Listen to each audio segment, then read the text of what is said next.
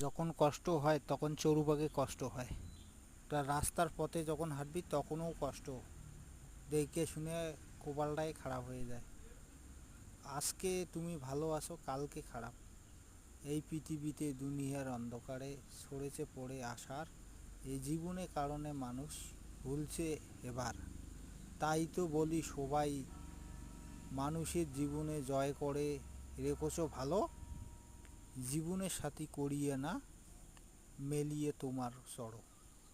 জয় বলে কেউ নেই, সবাই মিথ্যাচার, এমনও পরিচয় দিয়ে মানুষ অভিনয় করিয়া যায়।